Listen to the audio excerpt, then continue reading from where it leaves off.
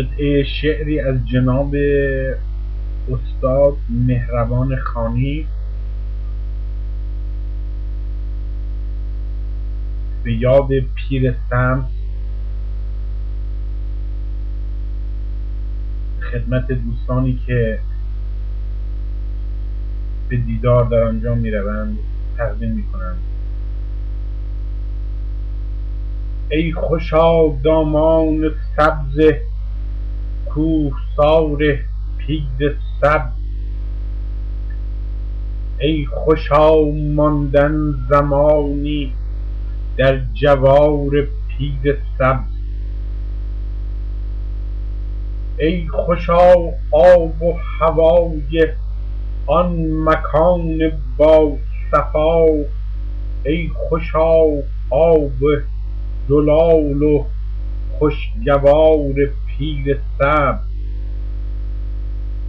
فصل تابستان که جان فرسا بود گرمای شهر، آن زمان آغاز می گردد بهار پیر سبز.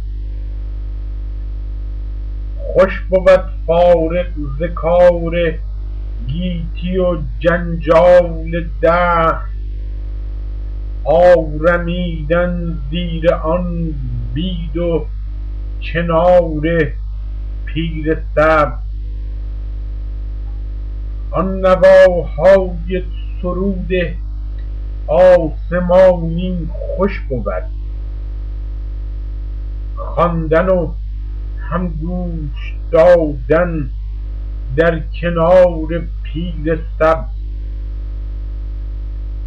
حالتی آرد که وصف آن نگنجد در بیان، چکچک آن قطره ها از آبشار پیر سبز. قطره اشک می ریزد ز چشم کوهسار، هست گویی دیدگان آبشار پیر سبز. ای خوشا آنان که با اخلاص مال خویش را کرده اند آنجا به یک نوعی نثار پیر سبز. هر که باشد پاک دامن شریف و پاک صاف، هر کجا باشد بود او دوستدار پیر سبز. هست خوانی گرچه دور از آستان او کنون، قلب او باشد همیشه بی قرار پیر سبز. در اسطوره‌های باستانی پیرامون پیر سبز که نامش حیاتبان باشد،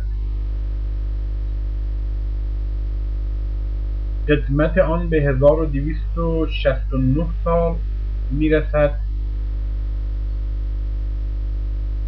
و بنا به روایات باستانی یکی از شاهزادگان ساسانی که گویا از نسل یزدگرد است، از جور و ستم سپاه تازیان دلش به تنگ آمده است و تصمیم به ترک و دیار و شهر خویش می‌کند تا اینکه در نزدیکی شهر یزد به کوهی برخورد می‌کند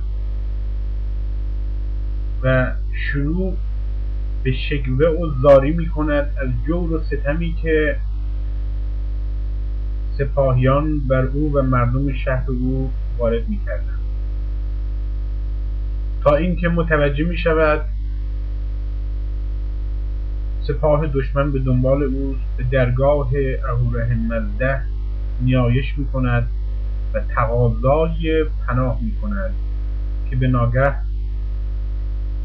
دل کوباب می‌شود و او به درون کوه می‌رود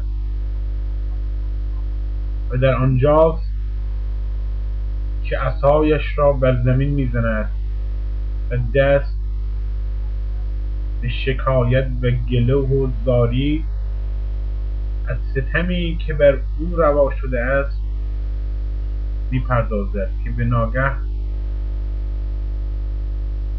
از درون کوه به یاد او و غمهای او شروع به بارش میکند و این نام چکاچک یا چکچکو همان قطراتی است که از درون کوه میریزد و او در آنجا جانش را به جان آفرین تقدیم میکند. با گذشت زمان آن کویر تشنه سرسبز میشود و از آن روز که آنجا را پیر سبز مینامند. البته داستان پیر سبز به صورتهای مختلفی نقل بیان شده است که من امروز اون چرا که در رابطه با این مکان شنیدم و در ذهنم حضور داشت خدمتتون نقل بیان کردم. امیدوارم به دوستانی که به پیر سبز میروند و در فضای خوش و پاک اونجا وقت شادی و سرور میگذرانند و یا اینکه به دعا و نیایش میپردازند بدانند که همیشه دوستداران پیر سبز در هر جا که باشند دل و یادشان به نام اوست.